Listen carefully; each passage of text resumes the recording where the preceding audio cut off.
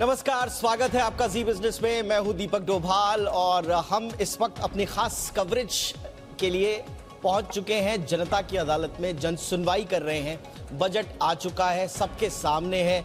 दावा ये किया जा रहा है कि ये लोक लुभावन बजट है। अब प्रॉब्लम ये थी कि एक तो चुनावी साल भी है, आखिरी पूर्ण बजट है मोदी सरकार पार्ट 2 का, तो इलेक्टोरल सिग्नलिंग भी देनी थी और साथ ही साथ जो जियोपॉलिटिकल सिचुएशन है उसमें एक प्रेशर भी था, फिस्कल प्रूडेंस दिखाने का भी एक दबाव था। तो क्या एक बैलेंसिंग एक्ट के तहत इस बजट को लाया गया है? क्या वाकई में ये लोक लुभावन बजट है? क्या वाकई में इसमें जनता के हित छुपे हुए हैं? क्या वाकई में ग्रोथ को लेकर एक ब्रॉडर पर्सपेक्टिव से जुड़ी पिक्चर पेश करने की कोशिश की गई है, या बिटवीन द लाइंस बात कुछ और है? करेंगे इसका साफ निष्पक्ष विश्लेषण जनता के बीच अपने खास मेहमानों के साथ। इसीलिए हमने आज के शो का नाम रखा है बजट की जन सुनवाई। बजट की जन सुनवाई और बजट जनता के लिए, जनता की क्या उम्मीदें पूरी हुई है इस बजट से जानना बेहद जरूरी है। लेकिन नमस्कार, मैं हूं स्वाति रायना और बजट की शुरुआत में ही दीपक जैसा बताया वित्त मंत्री निर्मला सीतारमण ने कि ये अमृतकाल का बजट है। मतलब आगे आने वाले 25 साल इससे हम शेप अप होते हुए देखेंगे। तो समझना और जानना जरूरी है कि क्या इस बजट से मिला और कितना मिला। हर एक सेक्टर की चर्चा होगी जिस पर वित्त मंत्री ने आज ऐलान किया है। हमारे साथ एक बेहद ही खास पैनल इस वक्त मौजूद है, उनका परिचय हम करा दें। इस वक्त हमारे साथ हैं Atul Joshi, founder and CEO Oyster Capital. हमारे साथ डॉक्टर गौतम भंसाली हैं, senior physician Bombay hospital. Suneet Kumar Maheshwari, founder and managing partner Udvik infrastructure advisors LLP। साथ ही Firoz Aziz, deputy CEO Anand Rathi wealth limited. और मृत्युंजय कुमार झा, हमारे कमोडिटी एडिटर जी बिजनेस हमारे साथ हैं। और ये जो खास पैनल है वो हमारी मदद करेगा दीपक डिकोड करने में इस बजट से क्या मिला। बिल्कुल, और हमारे दर्शक आज थोड़ा सरप्राइज हो रहे होंगे। मृत्युंजय कुमार झा को, जो हमारे कम्युनिटी एडिटर है, अक्सर आपने शो करते हुए देखा था, लेकिन आज पहली बार वो नए अवतार में आ रहे हैं। तो आज बतौर गेस्ट उनका जो है डेब्यू भी हो रहा है। मृत्युंजय आपका बिल्कुल बिल्कुल। तो आज उनके एक्सपर्ट्स कमेंट भी लेंगे और हमारे साथ जो हमारे खास पैनलिस्ट हमारे साथ जुड़े हैं उनका सबका एक बार फिर से स्वागत करते हैं। और आज हमारे साथ हैं सबसे खास मेहमान हमारे, जिनको हमने अलग अलग समाज के तबकों से बुलाया हुआ है, हमारी जनता जनार्दन। तो हमारी जनता का भी स्वागत कीजिए, जोरदार तालियों से आप अपना ही स्वागत कर लीजिए। Sir, thank you so much, आपने समय दिया। और जैसा हमने कहा था कि देखिए, दावे तो सरकार करती रहेगी कि हमने लोक लुभावन बजट दे दिया, आम जनता के हित में दिया है, अलग अलग तरीके से एनालिसिस होगा बजट का, लेकिन जनता की उम्मीदों पर क्या वो बजट खरा उतर रहा है, उस कसौटी पर उसे कसना बहुत जरूरी है। और इसीलिए हमने आज जनता के बीच में शो रखने का मन बनाया। शुरुआत करते हैं आज के पहले सवाल की। अतुल जोशी सर के पास हम चलना चाहेंगे। सबसे पहले अतुल सर, निर्मला जी हमेशा जानी जाती हैं अंडर प्रॉमिस और ओवर डिलीवरी की अपनी सोच के लिए। क्या आपको झलक दिखी कि कुछ प्रेशर है उन पे, या वो स्वच्छंद होके बजट में बजटरी एलोकेशंस कर पा रही थी? देखिए, ये फर्स्ट टाइम बजट है जिन्होंने पूरी तरह से काफ़ी सारे पहलुओं को एड्रेस किया है। जैसे कहते हैं कि एक पत्थर से 2 पंछी मारते हैं, तो ये एक पत्थर से 4-5 पंछी एक साथ में मार दिए हैं। तो सबसे पहले देखते हैं कि जो लोएस्ट स्ट्राटा ऑफ पॉपुलेशन, जिसे कहते हैं कि गरीब है, शेड्यूल कास्ट है, शेड्यूल ट्राइब है, फार्मर्स हैं, तो ये सब के लिए ये है कि उन्होंने 2 लाख करोड़ दे दिए हैं जो इनके लिए फ्री फूड जो कहते हैं उसके लिए। 2.2 लाख करोड़ दे दिए उन्होंने पेंशन देने के लिए, फार्मर्स को पेंशन देने के लिए। 79,000 करोड़ दे दिए आवास के लिए, PM आवास योजना। तो ये 5 लाख करोड़ का उन्होंने एलोकेशन कर दिया जो पुअर लोग हैं, गरीब है, लोएस्ट स्ट्राटा है, उनके लिए। दूसरी बात अगर देखें हम कि मिडिल क्लास के लिए, तो उन्होंने इनकम टैक्स में थोड़ी रिलीफ दे दी।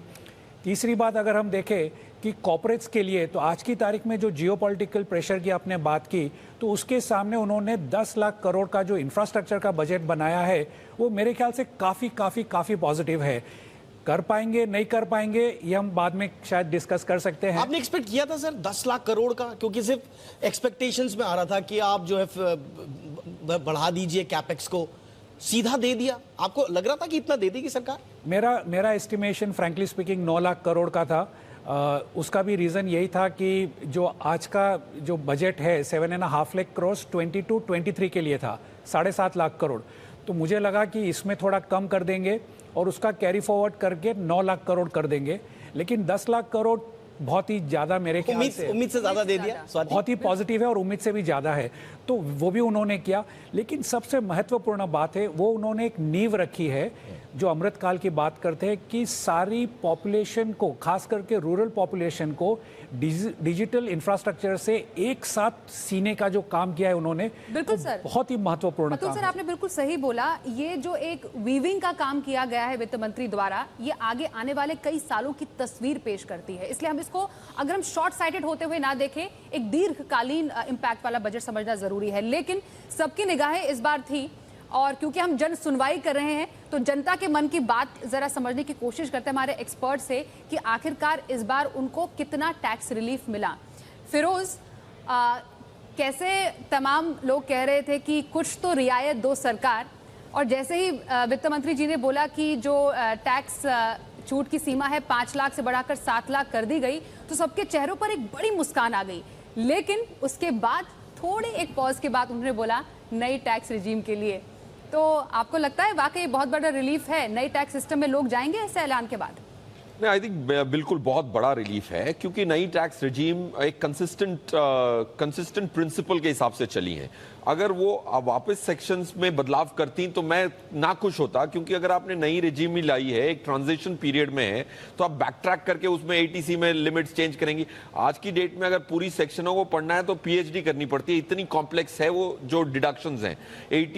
80 के सेक्शन में इतने सारे हैं कि किसी को पता नहीं होता। इवन फाइनेंशियल एडवाइजर्स ही 4 चीजें मिस कर जाते हैं।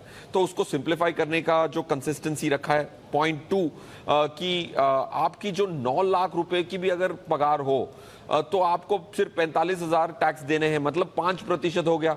अगर उससे हम तुलना करें, हमारी पर कैपिटा इनकम है 2 लाख रुपए की, उन्होंने कहा I am rounding it of, तो उससे 4.5 गुना पे भी आपको 5% ही टैक्स भरना है।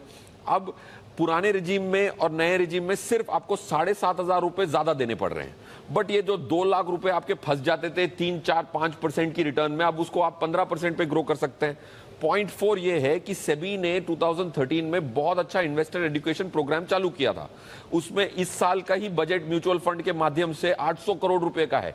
अगर इतनी जागरूकता फैल चुकी है तो एक इंसान अपने पैसे खुद से मैनेज कर सकता है। टैक्स की इंसेंटिव के आधार पे डेट इंस्ट्रूमेंट्स या इंश्योरेंस पॉलिसीज खरीद के अपने पैसे की जो क्षमता है उसको रिड्यूस करने के बदले, मतलब सिर्फ टैक्स बचाने के लिए जो निवेश किया जाता था, धीरे धीरे उसको डिस्करेज करने की कोशिश की जा रही है, और टैक्स बचत और निवेश को अलग करने की कोशिश है। और हो सकता है आने वाले टाइम में जो ओल्ड टैक्स सिस्टम है, मौजूद टैक्स सिस्टम, उसको डिसॉल्व भी कर दिया जाए।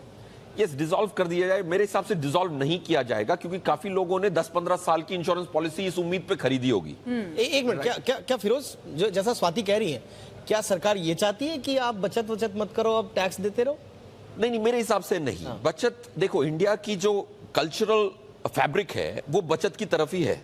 इंसान का है। हाँ, आप इंडिया की savings rate, house hold savings rate country world में टॉप 3 में हमेशा आई है, टॉप में हमेशा भी रही है काफी बार। तो सेविंग की प्रॉब्लम नहीं है। क्रिसिल की एक रिपोर्ट कहती है कि 3 करोड़ इंडियन हाउस होल्ड्स के पास है, उसमें से टैक्स सेविंग के इंस्ट्रूमेंट में सिर्फ 8 से 10% है।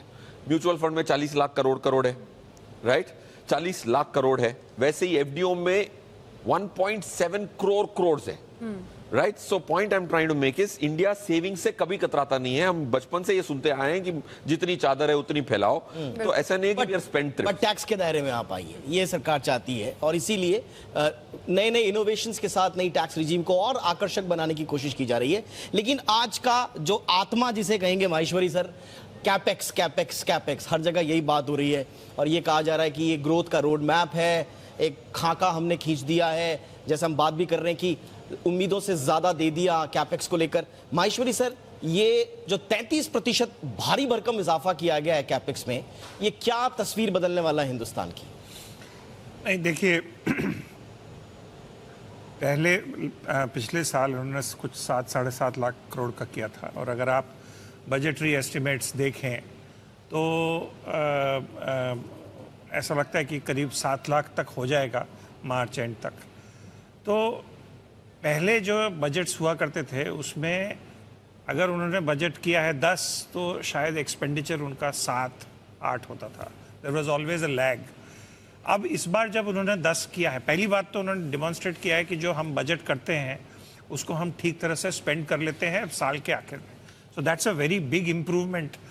People are looking at 10 lakh crore, but इसको भूल रहे हैं कि जो उन्होंने सोचा था वो करीब करीब स्पेंड किया है.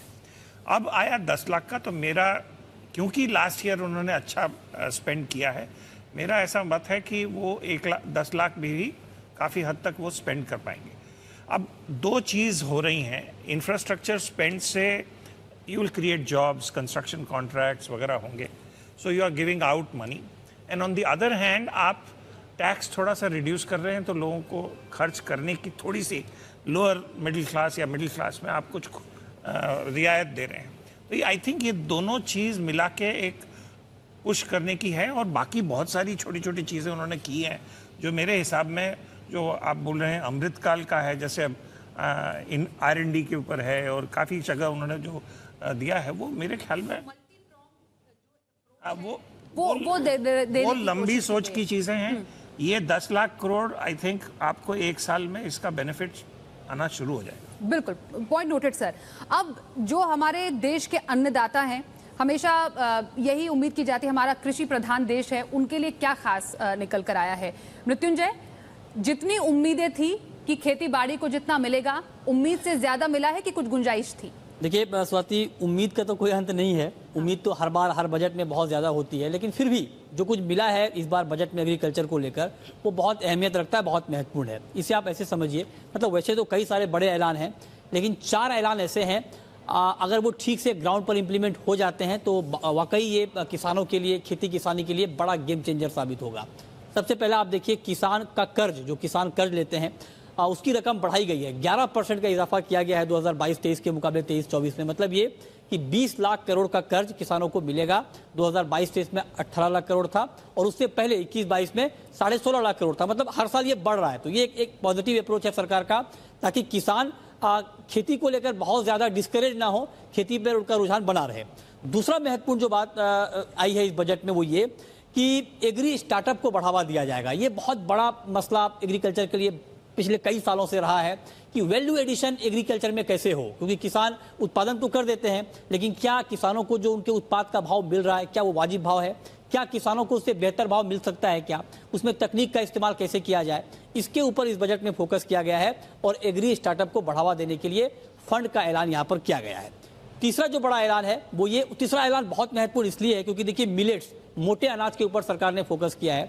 और आप देखिए कि भारत की पहल पर यूएन ने इसे इंटरनेशनल मिलेट ईयर घोषित किया है 2023 को. और मिलेट में भारत सबसे बड़ा उत्पादक देश है. और ये आप देखिए कि अभी चूंकि हम अभी डॉक्टर भंसाली हमारे साथ हैं, वो हेल्थ के बारे में बताएंगे कि मिलेट्स हेल्थ के लिए कितना फायदेमंद है आपके स्वास्थ्य के लिहाज से. तो लिहाजा मिलेट की खेती को बढ़ावा देने के लिए रिसर्च के ऊपर खर्च किया जाएगा, फंड एलोकेट होगा, ताकि मिलेट्स का उत्पादन बढ़े, और इसका फायदा किसानों को तो मिलेगा ही, और हमारी आपकी सेहत को भी मिलेगा. तो ये एक बड़ा ऐलान है. चौथा बड़ा ऐलान, और जिसको मैं मानता हूं इस बजट में, कि नेचुरल फार्मिंग, ये ऑर्गेनिक फार्मिंग से अलग है, और नेचुरल फार्मिंग को बढ़ावा दिया जाएगा. और इसके ऊपर बार बार जो एग्रीकल्चर मार्केट के दिग्गज हैं वो बात करते हैं कि अगर नेचुरल फार्मिंग को ठीक तरीके से एक्सप्लोर किया जाए तो भारत में उत्पादन की क्षमता बहुत है, पोटेंशियल बहुत ज्यादा है. अगर उसके ऊपर ग्राउंड से पे काम किया जाए तो निश्चित तौर पर खेती की तस्वीर बदलेगी. सॉरी, मैं ये कैसे अलग है? ये नेचुरल फार्मिंग और ऑर्गेनिक फार्मिंग अलग अलग कैसे है? देखिए, ऑर्गेनिक फार्मिंग जो है वो बहुत ही ऑर्गेनाइज तरीके से प्लान किया जाता है. अच्छा. है ना. नेचुरल फार्मिंग, आपके पास नेचुरल रिसोर्सेज बहुत ज्यादा है,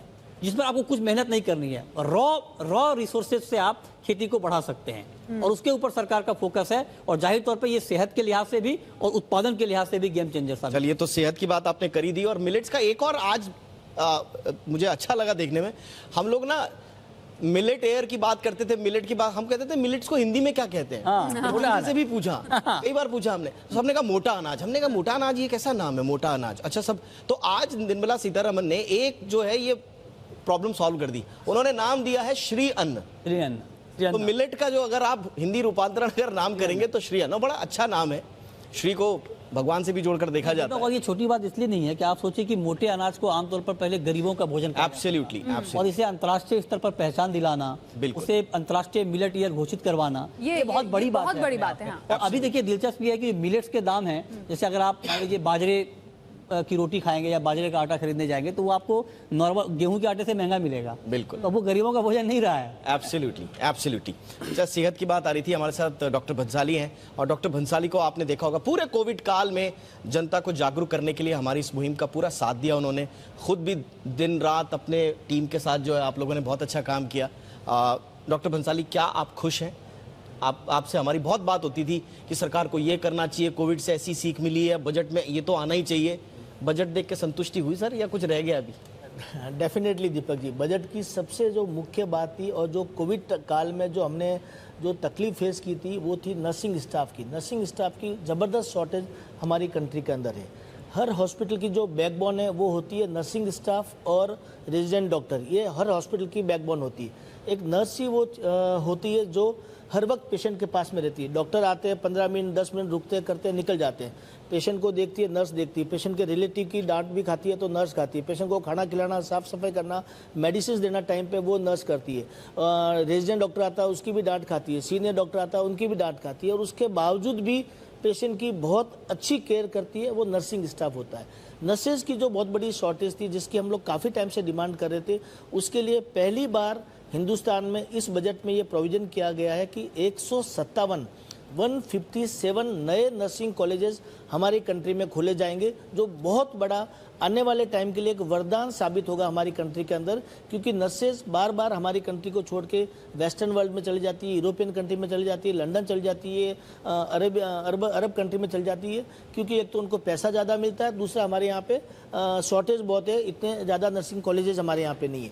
दूसरा जो हमारा था कि नर्सेज को सैलरी अच्छी मिलनी चाहिए, उसके बारे में भी निर्मला सीतारमण जी ने बोला कि हम लोग उनको सैलरी अच्छी देंगे। अगर आप घर में एक काम करने वाली बाई है या ड्राइवर है, उनको अगर देखा जाए तो उनकी सैलरी ज़्यादा अच्छी है, जबकि वेल क्वालिफाइड नर्सेज है उनकी सैलरी अच्छी नहीं है। तो सबसे बड़ा जो हेल्थ के लिए कोविड के बाद और हिंदुस्तान में पहली बार जो अच्छा काम हुआ है कि 2014 से लेके अब तक 157 नए मेडिकल कॉलेजेस हमारी कंट्री में खोले गए हैं। उनके साथ में 157 नए नर्सिंग कॉलेजेस खोले जाएंगे, जो बहुत बड़ा आने वाले टाइम में फ्यूचर के लिए हिंदुस्तान के लिए बड़ी प्रॉब्लम को सॉर्ट आउट करने वाले हैं। Absolutely sir. दूसरा जो कोविड के लिए 220 करोड़ रुपया कोविड-19 वैक्सीन के लिए खर्च किया गया, और तीसरा जो सबसे बड़ा एक सिकल सेल एनीमिया बीमारी होती है, जिसमें यंग पॉपुलेशन बच्चे मर जाते हैं या उनको सीवियर पेन से ग्रसित होते हैं, ट्रीटमेंट टाइमली करवा नहीं पाते हैं, उसके लिए बड़ा बजट एलोकेशन इस बजट में किया गया है। सिकल सेल एनीमिया को जड़ से खत्म करने के लिए टारगेट रखा गया 2047, लेकिन इसी साल में 7 करोड़ लोगों का स्क्रीनिंग किया जाएगा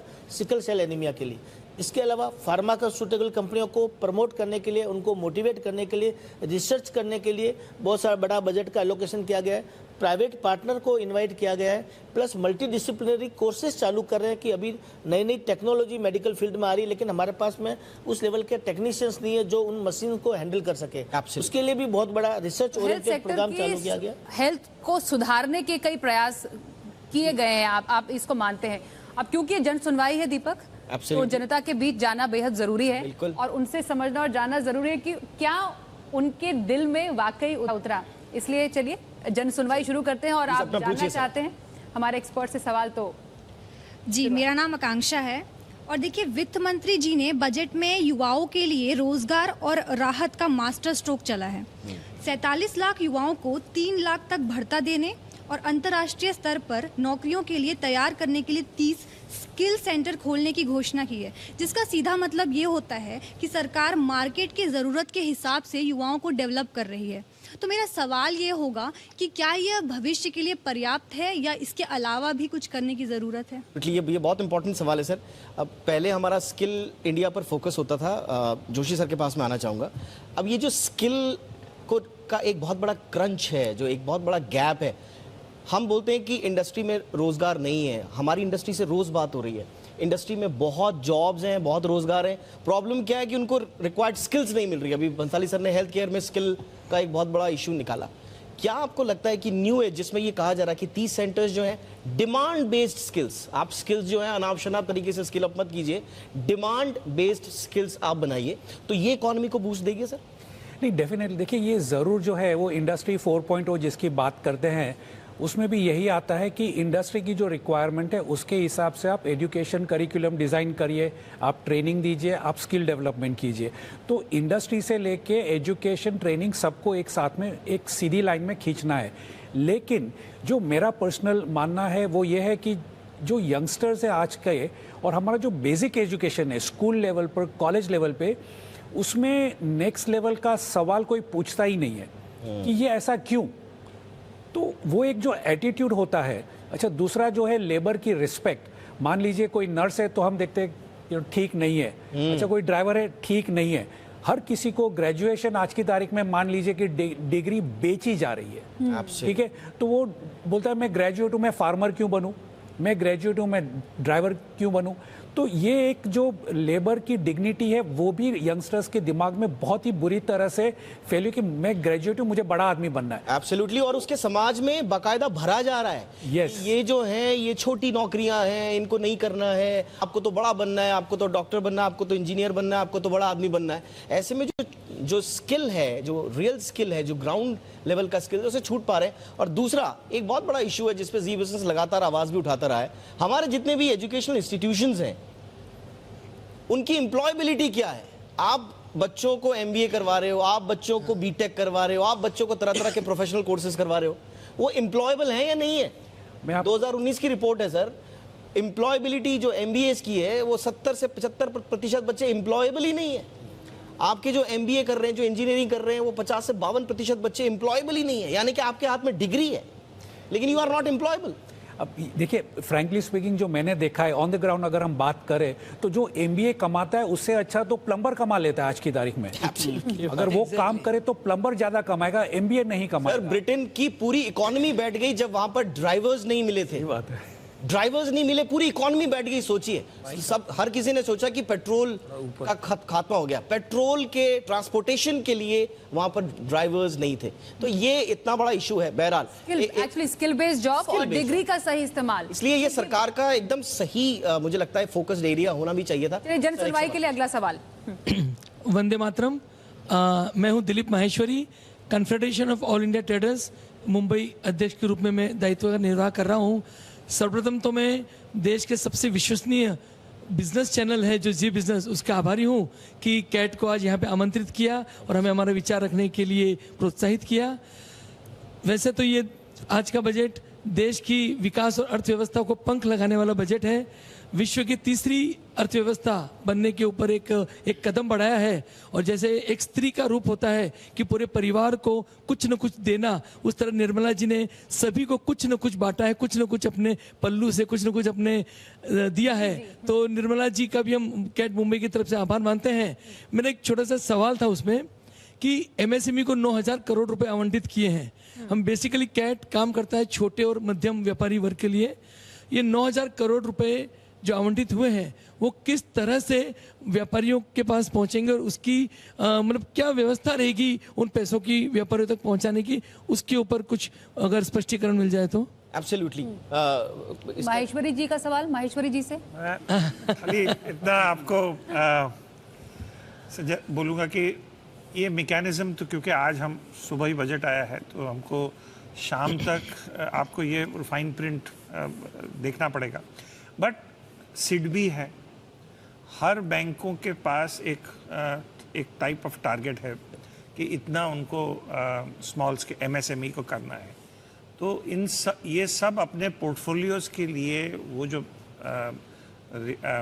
मनी इन्होंने अमाउंट रखा हुआ है वो इनके थ्रू चैनलाइज किया जा सकता है। ऐसे चैनल्स तो एग्जिस्टिंग हैं, इट्स अ क्वेश्चन ऑफ इसको अब हम किस तरह ऑपरेशनलाइज करें।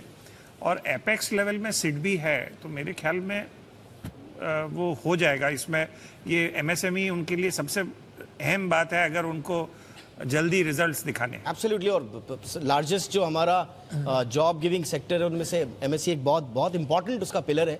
स्वाभाविक रूप से एमएसएमईज को ध्यान में रखना सरकार की जिम्मेदारी भी थी और वो मुझे लगता है कि पर्याप्त फोकस उस पर दिया गया है। बिल्कुल स्वाति। बिल्कुल। और भी कई सेक्टर्स पर क्या ऐलान हुआ इस पर चर्चा बाकी है और हमारी जन सुनवाई भी होनी अभी बाकी है।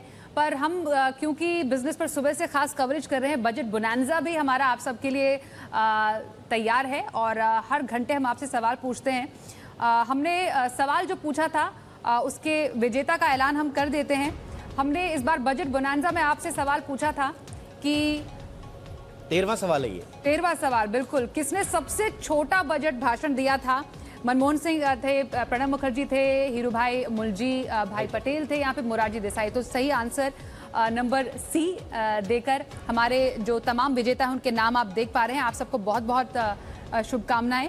और अब आपको भी अगर इनाम जीतना है तो आप बजट बोनांजा में पार्टिसिपेट कीजिए। और ये सवाल 14वां सवाल आप जरूर देखिएगा, वो है किस साल 28 फरवरी से, माफ कीजिए, हाँ 28 फरवरी से 1 फरवरी बजट की तारीख तय हुई थी। ऑप्शंस आप नोट कर लीजिए, ए 2016, बी 2017, सी 2018 या डी 2019। जवाब देने का तरीका बिल्कुल ही आसान है, ZB टाइप करें, स्पेस देकर अपना जवाब 14, आसान है, ZB टाइप करें, स्पेस देकर अपना जवाब 14, ए बी या फिर सी, जो भी आंसर है यहाँ डी लिखकर 57575 पर भेज दीजिए। और ट्विटर हैंडल जरूर देखिएगा #BudgetOnZ एंड #अनिल सिंघवी पर जरूर आप ट्वीट करें। ब्रेक के बाद आपका स्वागत है। तो बजट आ चुका है, लेकिन अच्छे से अच्छे मूर्धन्य विशेषज्ञ भी जो होते हैं बजट को समझने में थोड़ा समय लगाते हैं, और अच्छा एनालिसिस वही होता है जो थोड़ा सा ठहर के उसका स्टडी करके एनालिसिस किया जाए। खबर तबर और जल्दबाजी में जो एनालिसिस होते हैं अक्सर उसमें थोड़ी थोड़ी बातें छूट जाती हैं आम लोगों के लिए। तो यही हम कर रहे हैं, थोड़ा सा रुक कर ठहर कर अपने खास विशेषज्ञों के साथ बजट का पोस्ट बजट एनालिसिस कर रहे हैं जनता के बीच में। सीधे चलते बिना वक्त गवाए जनता के पास बहुत सारे सवाल हमारे पास आ रहे हैं। सर पूछिए अपना सवाल। Thank you. Shiv Kanodia, CAT general secretary Mumbai unit. छोटे व्यापारी के बारे में काफ़ी इसमें किया है, और ये पहली बार ग्रीन ग्रोथ, इसके बारे में काफ़ी बातें कई बार उन्होंने जिक्र किया है। तो ये ग्रीन ग्रोथ कैसे हासिल करेंगे? हालांकि it is required sustainability of growth, but इसको किस तरह से इम्प्लीमेंट करेंगे, ये एक सवाल है हमारा। सर माहेश्वरी सर, आप इसका जवाब देना चाहें। और मोदी जी ने भी जो उसके बाद पोस्ट बजट स्पीच दी उसमें उन्होंने ग्रीन इकोनॉमी का बार बार जिक्र किया, तो एम्फेसिस बहुत है, लेकिन रोड मैप क्या होगा sir? See I think allocation wise इन्होंने हाइड्रोजन के लिए कुछ एलोकेशन किया है for this R&D in that area. लेकिन एक्चुअली ग्रीन ग्रोथ में जो भी इनका काम है उसमें आप अगर कभी गडकरी जी को सुनिएगा तो जो वो ट्रांसपोर्ट में इसमें चेंज बदलाव लाने की कोशिश कर रहे हैं, जिस तरह प्रेशर डाल रहे हैं या इलेक्ट्रिक व्हीकल्स या हाइड्रोजन व्हीकल्स पे, आई थिंक वो सबसे ज़्यादा महत्व रखता है जितनी जल्दी। और इसका प्रोडक्शन भी में कई सरकारी कंपनियां भी इसमें घुस रही हैं। तो मेरा मत है कि ग्रीन ग्रोथ पे बोलना एलोकेशन से ज़्यादा इम्प्लीमेंटेशन ज़्यादा इम्पोर्टेंट है। और आज के तारीख में सोलार तो एक्सेप्ट हो गया है, विंड भी एक्सेप्ट हो गया है उधर। हाँ, मेरी सिर्फ यही एक दो चीज़ जो शायद उनको एड्रेस करनी होंगी, वो भी एडमिनिस्ट्रेटिव साइड में ज़्यादा है, यानी इम्प्लीमेंटेशन में। क्योंकि आज के तारीख में आप जब प्रोजेक्ट लगाते हैं कोई सोलार का, और उसका परचेज करने वाली हैं SEB, स्टेट इलेक्ट्रिसिटी बोर्ड्स, जिनकी खुद की फिनेंशियल हेल्थ ख़राब है, तो जो पेमेंट साइकिल है फॉर प्राइवेट इन्वेस्टमेंट, जो पूंजी निवेश होगा, वो उनको अगर बहुत 6-6 महीना 1-1 साल अगर लेट आएगा तो निवेश होने में तकलीफ होती है। तो आई थिंक एक तो वो है। दूसरा है कि सोलार और विंड में एक चीज़ हमको समझना चाहिए कि जब तक सूरज है तब तक वो पावर जनरेट होगी, और उसके बाद में आपको अगर विंड में भी जब तक हवा है तब तक है, अगर चली गई तो क्या हो गया? तो उसके लिए आपको बैकस्टॉप चाहिए, बैटरी पैक्स। इन्होंने इस बार आपने नोट किया होगा पंप स्टोरेज किया है। वो पंप स्टोरेज इसीलिए है क्योंकि जब सडनली पावर जाती है तो रिजर्वायर, हाइडल रिजर्वायर या gas are the only ones that can come, and hydel reservoir जो है वो एकदम ग्रीन पावर एक तरह से बोलिए। तो मेरे ख्याल में इधर इम्प्लीमेंटेशन पे गवर्नमेंट का काफ़ी नज़र है।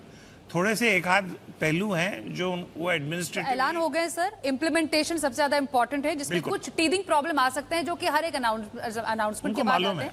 हाँ, उसको एड्रेस करना बेहद जरूरी है। अब अगला सवाल कौन पूछना चाहेगा? हाय, मेरा नाम अक्षता है। मैं ये पूछना चाहूँगी कि वुमेन एम्पावरमेंट के बारे में बहुत सारी चीज़ें हुई है या फिर बोले हैं, तो आप कुछ उसके रिगार्डिंग कुछ डिस्कस करना चाहोगे या हमें बताना चाहोगे? इनफैक्ट महिलाओं के लिए फिरोज, यहाँ पर सबसे पहले इन्वेस्टमेंट को लेकर महिला स्कीम का यहाँ पर एक अनाउंसमेंट किया गया। हर कोई ये जानना चाह रहा है कि ये स्कीम है क्या, कितनी अलग होगी, इसमें कुछ 7.5 आई एम रियली सॉरी 7.5 के ब्याज की बात कर रहे हैं। 2 लाख क्या फायदा होगा 2 लाख तक के निवेश पर? देखिए, फायदा फ्रॉम ब्याज के हिसाब से इतना ज्यादा फायदा फर्क नहीं है, बट देखिए आज की डेट में इंडियन सोसाइटी अर्बन और रूरल में लड़कियों को, महिलाओं को बाहर रखा गया है एसेट क्रिएशन से। ये एक कैटलिस्ट होगा कि कहीं शुरुआत हो। देखिए आज अगर आपको 7.5% का ब्याज 2 साल के लिए मिलता है तो ये फाइनेंशियलाइजेशन की एक शुरुआत है। ज्यादातर महिलाएं कहाँ इन्वेस्ट करती हैं? गोल्ड में इन्वेस्ट करती हैं। तो अब ये देखने को मिलेगा कि भाई कोई उनको फाइनेंशियल इंक्लूजन करे, उनको 2 साल की हो स्कीम इन्वेस्टमेंट की तो ज्यादा हिचकिचाहट भी नहीं होती है। ऐसे 10 साल की हो तो आदमी डर जाता है, यार महिला डर जाएगी कि यार मैं अपने पूरे पैसे लगा दूंगी, जरूरत पड़ने पे कैसे मिलेगा। तो विड्रॉवल्स इजी रखे हैं, 2 साल का रखा है, ब्याज दर में 2 ईयर की गवर्नमेंट सिक्योरिटी से 0.5% ज्यादा मिल रहा है, ब्याज ज्यादा मिल रहा है। और आपको कभी स्पेशल कुछ मिलता है ना तो एक उत्सुकता होती है कि मैं शुरू करूं। I think it's a catalyst rather than an answer. क्योंकि हमारी जो कल्चरल बनत है उसमें महिलाओं को फाइनेंशियल डिसीजन में इंक्लूड नहीं किया जाता।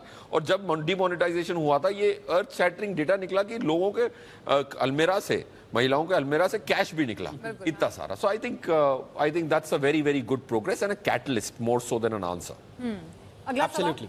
और वुमेन के लिए एक और जो प्रावधान आज इंपॉर्टेंट किया गया है कि उनको वर्कफोर्स का हिस्सा बनाने के लिए वुमेन को, उस पर खास तौर से उनका फोकस था निर्मला सीतारमण का। और कुछ दिन पहले जब उन्होंने एक स्टेटमेंट दिया था कि मैं समझती हूँ कि मिडिल क्लास क्या होता है, तो लोग मिडिल क्लास महिला से जोड़कर उसे ज्यादा देख रहे थे। तो मुझे लगता है कि कोशिश की गई है। दीपक और अनाउंसमेंट है एक, जो थोड़ा सा खराब वाला अनाउंसमेंट है। अच्छा, ज्वेलरी महंगी हो गई है महिलाओं की। ओ जरा से बताएंगे आप? गोल्ड अब देखिए हुआ ये कि नहीं, गोल्ड में तो ठीक है, गोल्ड में कोई चेंज नहीं हुआ, लेकिन सिल्वर की ज्वेलरी महंगी हो गई। और ज्वेलरी नहीं, मतलब चांदी किसी भी फॉर्म में आप खरीदेंगे, क्योंकि चांदी पर इम्पोर्ट ड्यूटी बढ़ा दी गई है 4.25%। मतलब एक तरफ से सरकार दे रही है, दूसरी तरफ से ले भी मतलब 10.75% से बढ़ाकर इसे 15% कर दिया गया है सिल्वर पर, और सिल्वर डोर पर 14%। तो मतलब ये कि जो चांदी का कोई भी आइटम आप खरीदेंगे तो वो आपको महंगा मिलेगा। हालांकि इसका इम्पैक्ट आज गोल्ड पे भी हुआ, और गोल्ड में भी बहुत बड़ी तेजी आई। तेजी इसलिए आई क्योंकि देखिए उम्मीद ये थी मार्केट को कि गोल्ड पर इंपोर्ट ड्यूटी कम होगी, और गोल्ड में कमाल हुआ। ये जरा गणित समझिए, गोल्ड में हुआ क्या है। गोल्ड में पहला जो अनाउंसमेंट आया एफएम का, वो ये कि 2.5% की ड्यूटी कट होगी गोल्ड पर। लोग बहुत खुश हुए कि चलो गोल्ड सस्ता हो जाएगा। मतलब 2.5% अगर ड्यूटी नेट कट हो जाती तो आप ये मान के चलिए कि करीब 1000 से 1500 रुपये गोल्ड सस्ता हो जाता। लेकिन ये इस अनाउंसमेंट पे तालियां बजी रही थी कि दूसरी तरफ ये खबर आई कि गोल्ड पर एग्री सेस 2.5% बढ़ा दिया गया है। तो मतलब हुआ कुछ नहीं, 15% पे गोल्ड की ड्यूटी बरकरार है, उसमें कोई चेंजेस नहीं हुए। लिहाजा गोल्ड महंगा का महंगा बना हुआ है, और गोल्ड ऑल टाइम हाई पे है। चांदी भी महंगी हो गई, तो महिलाओं के लिए थोड़ा सा यहाँ पर जेब ढीली करने वाली खबर है, लेकिन है तो है, अब क्या कर सकते हैं। हालांकि गोल्ड से मोहब्बत है महिलाओं को, बैलेंस आउट कर दिया। कुछ तो दिया, कुछ दिया। फील गुड है, लेकिन ग्राउंड रियलिटी तो शायद वो महिलाएं बताएंगी। कहना चाह रहे हैं। हाँ, मैं ये कहना चाहता हूँ, अगर ज्वेलरी की बात होती है तो लैब ग्रोन डायमंड्स पे कितना एम्फेसिस आया। बिल्कुल, उसका भाव आज 10% है रियल डायमंड से। और मैडम साहिबा ने ये भी कहा कि उसकी chemical composition, optical composition almost identical. ये बहुत अच्छी बात आपने कही सर। और उसके ऊपर ये कि जो लैब ग्रोन डायमंड जिससे बनता है रॉ मटेरियल, उसके ऊपर ड्यूटी हटा दी गई है, और उसके रिसर्च पर आईआईटी को जोड़ा गया है। मतलब 5 साल तक आईआईटी को फंडिंग की जाएगी कि आप लैब ग्रोन डायमंड पर रिसर्च करें, क्योंकि इसको माना जाता है कि एनवायरमेंट फ्रेंडली है ये। और लिहाजा अगर मान लीजिए डायमंड, चूंकि महिलाओं का बड़ा प्रेम होता है डायमंड से, और अगर 10% कॉस्टिंग में डायमंड मिल जाए पहनने के लिए, इससे बेहतर और क्या हो सकता है। तो मुझे लग रहा है कि वाकई ये प्रेडिक्ट किया हुआ होगा वित्त मंत्रालय की पूरी टीम ने कि जी बिजनेस पे एक शो होने वाला है, जिसमें थोड़ा सा वो बुराई करेंगे, लेकिन फिर हम उसको संभालने का मौका दे देंगे, और ऐसी बात बोल देंगे कि जहाँ से लगेगा कि हाँ आया है, कुछ ना कुछ आया। जरा फटाफट से जनता के पास चलते हैं। कोई सवाल? मेरा नाम मोहित गेड़िया है और मुझे टेक से बड़ा ही लगाव है। तो मैं ये जानना चाहूँगा कि इस साल के बजट का आर्टिफिशियल इंटेलिजेंस और इंटरनेट ऑफ थिंग्स पे क्या इम्पैक्ट रहा, मतलब होगा। और अभी आर्टिफिशियल इंटेलिजेंस और आईओटी सभी चीज़ों में इम्प्लीमेंट हो ही रहा है। तो बिल्कुल, आर्टिफिशियल इंटेलिजेंस जिस पे सरकार का फोकस रहा भी है। सर, आज सेंटर फॉर एक्सीलेंस जैसे कुछ महत्वपूर्ण घोषणाएं हुई हैं, क्या फोकस लग रहा है एआई पे सरकार? जी दीपक जी, आर्टिफिशियल इंटेलिजेंस का काफ़ी जगह पे बहुत अच्छे ढंग से यूज़ हो रहा है, लेकिन आज़ादी के बाद ये पहला बजट है जिसके अंदर आर्टिफिशियल इंटेलिजेंस को मेडिकल से कनेक्ट किया गया है। और इस बजट में पहली बार सेंटर ऑफ एक्सीलेंस 3 बड़े इंस्टीट्यूट के साथ में इनको आर्टिफिशियल इंटेलिजेंस को कनेक्ट करने के लिए घोषणा की गई इस बजट के अंदर, जो पहली बार हुआ है इसके अंदर।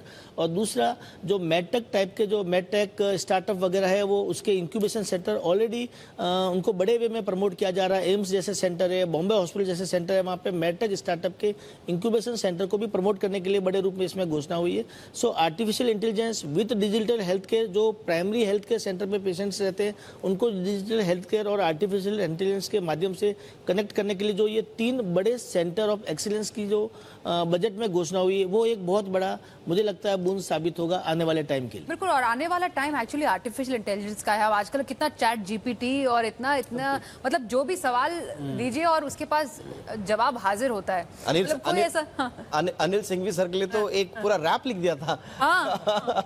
आपने देखा होगा। अतुल सर, आपने ट्राई किया कभी? नहीं, मैंने नहीं। अच्छा, मैं बहुत डिसअपॉइंट हुआ। एमजे, आपका पता नहीं एक्सपीरियंस क्या हुआ। तो सबके नाम उसमें चैट जीपीटी में डाले जा रहे थे, तो जिसका नाम को वो पूरा दे दे रहा था डिटेल, तो ऐसा लग रहा था कि ये तो बहुत जाने पहचाने लोग हैं। तो मैंने डाला तो उसने शायद ऐसा किया कि ये कौन है ये। तो चैट जीपीटी आपको आपकी वस्तु स्थिति भी बता रहा है कि आप एग्जैक्टली समाज में कहाँ खड़े हैं। चैट जीपीटी जो है हमारे लिए खतरा इसलिए नहीं है कि हम जिस तरह से न्यूज लिखते हैं वो चैट जीपीटी नहीं लिख पा रहा है। एब्सोल्युटली, अब उससे भी स्मार्ट है। एब्सोल्युटली, लेकिन उससे ज्यादा स्मार्ट बच्चे हैं। माँ बाप को सबसे ज्यादा प्रॉब्लम आ रही है। उनको लग रहा है बच्चा जो है होमवर्क खुद से नहीं करेगा, जो भी होमवर्क मिला है चैट जीपीटी में गए और होमवर्क होके आ गया। तो ये थोड़ा सा एआई के खैर अपने चैलेंजेस और अपने खतरे हैं। बहरहाल अगला सवाल ले लेते हैं सर। हाँ जी, मैं वीरेन बावीसी केट मुंबई से हूँ। ये actually all time high spending budget है on focused area like green energy, education, infrastructure, digitisation, agriculture.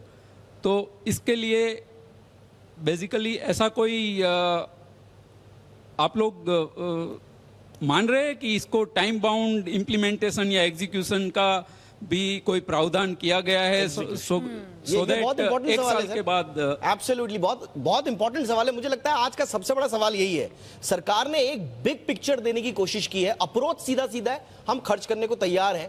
हालांकि जो फिस्कल प्रूडेंस की हम बात कर रहे थे जोशी सर, थोड़ा सा ये कोशिश की है कि फिस्कल डेफिसिट को हम कंट्रोल करें, और अच्छा है वहां पर प्रूडेंस दिखाया है। लेकिन सबसे बड़ा सवाल यही है कि अगर फिस्कल डेफिसिट कंट्रोल में रहेगा, आपके टारगेट्स लो हैं, खर्चा भी आप बढ़ा रहे हो, तो फिर खर्चा आएगा कहां से? बिल्कुल सही पूछा आपने। ब्रॉडली अगर हम देखें तो जो रेवेन्यू एक्सपेंडिचर है वो हमने लगभग 12% से बढ़ाया है। रेवेन्यू इनकम फ्रॉम टैक्सेशन वो 12% से बढ़ रही है, और जो एक्सपेंडिचर है वो सिर्फ 7% से बढ़ रहा है। तो आपने टॉप लाइन के ऊपर ही पूरा स्क्वीज कर दिया कि हमारी सारी बचत हो जाएगी। अब जो 12% ग्रोथ हम दिखा रहे हैं वो खास करके हम दिखा रहे हैं कॉर्पोरेट टैक्सेशन, इंडिविजुअल टैक्सेशन और जीएसटी में। तो सवाल ये बनता है कि ये आएगा कहाँ से? उसके भी estimate sir, if I am not wrong, उसके भी कंजर्वेटिव हैं, 11-12% के आसपास रखा है। नहीं, वो 11-12% is a function of GDP. Okay, तो आप पहले ये उन्होंने पहले कह दिया कि भाई हमारा 6 to 6.8% की जितना जीडीपी बढ़ेगा। तो पहले हमें ये देखना चाहिए कि हमारा बेस क्या है। हमारा 22-23 का बेस है 6.8%। हालांकि आरबीआई ने 6.8% कहा है, वित्त मंत्री कह रहे हैं कि 7%। मेरे हिसाब से 6.8 और 6.7 के बीच में आएगा। तो 6.8 आया कहाँ से? तो उसका अगर हम एनालिसिस करें तो 13.5% हमारा Q1 का जीडीपी था। 13.5%, ठीक है। दूसरे क्वार्टर का था 6.3%, तो आधा हो गया 13.5 से 6.3। अच्छा, इसके सामने जब ये जीडीपी आधा हो गया, गवर्नमेंट ये कह रही है कि मेरा जीएसटी बढ़ रहा है, मेरा कॉर्पोरेट टैक्सेशन इनकम बढ़ रही है, मेरी इंडिविजुअल टैक्सेशन इनकम, तो जीडीपी गिरा कैसे? तो ये स्टैटिस्टिकल एरर है या स्टैटिस्टिकल मिथ है कि जब आपकी बेस वीक होती है तो आपको लगता है कि आपने बहुत एक्सपांड कर दिया। तो यही कारण है कि मेरे हिसाब से जो जीडीपी आना है 23-24 के लिए वो 5% के करीब होगा। अगर वो 5% के करीब है तो आपका जो रेवेन्यू ग्रोथ 11%, 12% जो एफएम ने कहा है वो नहीं आएगा। अगर वो नहीं आता है तो जिसकी इफेक्ट डायरेक्टली पड़ेगी वो सिर्फ कैपिटल एक्सपेंडिचर के ऊपर पड़ेगी, क्योंकि आपके जो बाकी के खर्चे हैं वो फिक्स्ड है। उसमें आपको कोई एल्बो रूम नहीं है कि आप ना करें वो खर्चा। मैं ब्रॉडली बता दूं कि जो हमारी बोरोइंग है लगभग 12.3 लाख करोड़ से है, तो वो 12.3 लाख करोड़ में से 11 लाख करोड़ तो हम सिर्फ इंटरेस्ट दे रहे हैं। बिल्कुल बिल्कुल। तो आप बोरो कर रहे हैं इंटरेस्ट देने के लिए। तो ये सारी चीज़ें मान के इम्प्लीमेंटेशन जो आपने सवाल पूछा बहुत ही बढ़िया सवाल है। मेरे ख्याल से जितना वो कर पाएंगे फिस्कल डेफिसिट को काबू में रखने के लिए उतना करेंगे। 5.9 के बदले मेरे ख्याल से 6.1 की फिस्कल डेफिसिट होगी, फिर भी खर्चा कम होगा। और बाकी का जो उन्होंने बताया है वो लॉन्ग टर्म है, खर्चा नहीं हो रहा, एक सिस्टम बन रही है, डिजिटल इंफ्रास्ट्रक्चर बन रहा है, लोगों को एक दूसरे से जोड़ रहे हैं, कोऑपरेटिव सोसाइटीज, फिशरीज के लिए कोऑपरेटिव सोसाइटी, एग्रीकल्चर के लिए कोऑपरेटिव सोसाइटीज, विमेन, शेड्यूल्ड, तो ये एक जोड़ने का काम कर रहा है। ये लंबे टाइम के लिए ताना बाना बुना जा ताना, बाकी खर्चा नहीं हो रहा है। सर ये आपके एक्चुअली विश्लेषण बहुत ही इंटरेस्टिंग होते हैं और ये जो आपने बारीकियां बताई कि बहुत ही जरूरी भी थी जानी। लेकिन एक बहुत इंपॉर्टेंट पॉइंट इंश्योरेंस सेक्टर के लिए फिरोज आपसे मैं जानना चाहती हूँ, क्योंकि जब वित्त मंत्री ने इंश्योरेंस प्रीमियम पर टैक्स की बात की, हर कोई ये जानना चाहता है कि जो मेरी इंश्योरेंस पॉलिसी है अब उसके प्रीमियम पर क्या मुझे टैक्स देना पड़ेगा, क्या है ये पेच, ये समझाइए जरा। देखिए बेसिकली आपको प्रीमियम पे टैक्स नहीं देना है। सेक्शन 1010D होता है, जो मैच्योरिटी पे जो भी पैसा मिलना था पहले वो टैक्स फ्री होता था। इंश्योरेंस की खासियत दूसरे फाइनेंशियल इंस्ट्रूमेंट से एक बहुत इंपॉर्टेंट खासियत है कि उसकी जो टैक्स होती है वो परचेज डेट पे लॉक इन होती है। जैसे म्यूचुअल फंड में जब आप परचेज करते हैं, भले ही टैक्स कैपिटल गेन टैक्स 0 हो, अगर रिडीम करते हुए 20% है तो 20 देनी है आपने। इंश्योरेंस में हमेशा प्रोस्पेक्टिव टैक्स चेंजेस होते हैं, पॉइंट 1। तो इसमें यह कहा गया है कि लास्ट 1-2 बजट पहले यूलिप को टैक्स नेट में लाया गया beyond 2.5 lakh, but endowment traditional plans रह गई थी, उनको भी इसी नेट में ले आए गए। बट 5 लाख से ज्यादा का प्रीमियम अगर आप भर रहे हैं और एंड में आपको 1 करोड़ रुपया मिलता है 20 साल बाद, तो 1 करोड़ अब टैक्सेबल है। उसमें जो कमाई करी है वो टैक्सेबल है, पहले कमाई टैक्सेबल नहीं होती थी। एक किया क्यों, आई विल टेक 20 सेकंड्स, क्योंकि जो अल्ट्रा HNI है इसका भरपूर फायदा उठाते थे। ये क्या करते थे कि 1 करोड़ रुपए साल के डाल दिए आपने और उसमें जो भी कमाई थी वो टैक्स फ्री कर ली। ओके। तो वो प्लग आउट किया और HNI की जो टैक्सेशन बहुत स्मार्टली प्लग आउट की। 2 लूप होल, MLD की टैक्सेशन को प्लग किया, लिस्टेड MLDs की, और ये इंश्योरेंस जो HNI एक्सप्लॉइट करा बड़े तबके को शायद इंपैक्ट ना करे, बिल्कुल नहीं, क्योंकि 5 लाख की प्रीमियम देने वाला कितने हैं हमारी कंट्री में? 10 लाख से ज्यादा टैक्स देने वाले इनकम पे 55 लाख लोग हैं, राइट? बट 5 लाख की प्रीमियम देने वाले तो उससे कम ही होंगे, right? So you feel you're only trying to cut the arbitrage of HNIs। अच्छा मृत्युंजय, आपसे सम अप करते हुए थोड़ा सा, जैसे हम शुरुआत में हमने बात भी की थी कि एक चुनावी साल इसे कह सकते हैं, पूर्ण बजट, आपको लग रहा है कि सरकार ने बजट बनाते हुए या बजट पेश करते हुए दिमाग में रखा होगा 2024 के चुनावों को, अपने कोर वोटर को लुभाने, रिझाने या प्रूडेंस में उलझाने वाला कुछ? नहीं, देखिए ये सवाल बहुत महत्वपूर्ण आपने पूछा है दीपक, लेकिन मैं मतलब जितनी मेरी समझ है मैं उसके आधार पर ये कह सकता हूँ कि ये बजट बहुत ही प्रैक्टिकल अप्रोच के साथ बनाया गया है। और इसे आप पॉपुलिस्ट जो शब्द हम इस्तेमाल करते हैं कि बजट है, उसको कम से कम इस बजट को हम ऐसा नहीं कह सकते, क्योंकि आप देखिए कि कोई ऐसी बौछार नहीं हुई है आम आदमी के ऊपर जिससे आप ये कह सके कि हाँ आपने चुनाव को ध्यान में रखते हुए आपने इस बजट की प्लानिंग की है। प्रैक्टिकल अप्रोच इसलिए क्योंकि आप देखिए कि अब चूंकि ग्लोबल सिचुएशन अभी हमारे सामने है, आप देखिए पाकिस्तान के हालात हमारे सामने हैं, श्रीलंका के हालात हमारे सामने हैं कि वहां पर जब पॉपुलिस्ट मेजर अपनाए गए तो क्या हालात वहां के हुए। तो इस मामले में हमारी सरकार बेहतर अप्रोच रखती है। खेती किसानी के ऊपर फोकस करना था वो किया गया है, आम आदमी के ऊपर जितना फोकस करना था उतना ही किया गया है। बहुत छप्पर फाड़ के कुछ नहीं दिया गया है, क्योंकि अगर छप्पर फाड़ के आपको यहाँ मिलेगा तो दूसरी जगह फिर आपको दिक्कत बढ़ जाएगी। पॉपुलिस्ट नहीं, प्रैक्टिकल है। अतुल सर, पॉपुलिस्ट या प्रैक्टिकल आपकी नजर में? Practical. Bansali sir? Practical. Maheshwari sir? Practical. Firoz? Very practical and very practical. So practical is the practical budget रहा। लेकिन जो बात लास्ट में आई जो शायद सबसे इंपॉर्टेंट है और सबसे ज्यादा सरकार भी चिंतित होगी, ग्लोबल अनसर्टेनिटीज। मृत्युंजय ने जिक्र किया, हमारे यहाँ हमने इकोनॉमिक सर्वे में देखा हमारी सब सेहत ठीक है, बैंकिंग नॉन बैंकिंग सब जो आप देखेंगे बैलेंस शीट वगैरह सब हेल्दी लग रही हैं। लेकिन सर ने भी जिस तरह से कहा कि ये खर्चा अगर नहीं हो रहा है तो फिर वो जो साइकिल है वो बन नहीं पाएगी, और आपके लिए अभी चुनौतियां आने वाली हैं इम्प्लीमेंटेशन इम्प्लीमेंटेशन बहुत जरूरी तो बहुत इंपॉर्टेंट होगा सरकार के लिए कि कैसे उस सोच को इंप्लीमेंट करें। जिस टेम्परमेंट के साथ बजट लाया गया है बहुत पॉजिटिव है, लेकिन इंप्लीमेंटेशन का पार्ट बहुत इंपॉर्टेंट होगा। और साथ ही साथ हमारे घरेलू जो स्थितियां हैं वो तो बहुत अच्छी हैं, सब जगह ग्रीन सिग्नल्स दिखाई दे रहे हैं, लेकिन जो ग्लोबल जियोपॉलिटिकल सिचुएशंस हैं, अनसर्टेनिटीज हैं, जिसका कल सीए साहब ने जिक्र भी किया, और उसी वजह से आपने देखा होगा जो प्रोजेक्शंस दिए हैं जीडीपी ग्रोथ के वो 6 से 6.8 के दिए हैं। लंबा गैप है, ये लंबा गैप बता रहा है कि हमारे पास बहुत अनसर्टेनिटीज हैं, कुछ भी हो सकता है। 6.8 में गया तो बहुत अच्छा, और 6 में आया तो सर थोड़े संकट आ भी सकते हैं। तो ये साफ साफ तस्वीर बता रहा है कि देश की स्थिति क्या है, लेकिन अप्रोच सही है, रोड मैप सही है और इंटेंशन सही है। इसी उम्मीद के साथ कि जो आम आदमी की अपेक्षाएं आकांक्षाएं थी उनमें ये बजट खरा उतरे। बहुत बहुत शुक्रिया, बहुत अच्छा लगा आज इस मेगा कवरेज में आपका आने का। बहुत बहुत शुक्रिया फिरोज सर, थैंक यू, शुक्रिया माहेश्वरी सर, बहुत बहुत शुक्रिया, बहुत बहुत शुक्रिया बंसाली सर आप आए, Joshi sir thank you so much, और हमारे अपने मृत्युंजय जी बहुत आपका भी बहुत शुक्रिया, मृत्युंजय जी और दोनों का भी शुक्रिया। जनता जनार्दन का बहुत बहुत शुक्रिया। उनके मन की बात जाना बेहद जरूरी था।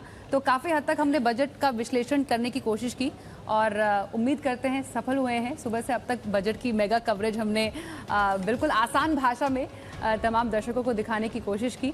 इस खास कार्यक्रम में भी फिलहाल हम सबको दीजिए इजाजत, लेकिन बजट की कवरेज यहीं पर समाप्त नहीं होती है, आगे भी जारी रहेगी और अगले 2-3 दिन तक डिकोडिंग का काम चालू रहेगा। बने रहिए हमारे साथ और देखते रहिए जी बिजनेस। शुक्रिया, थैंक यू।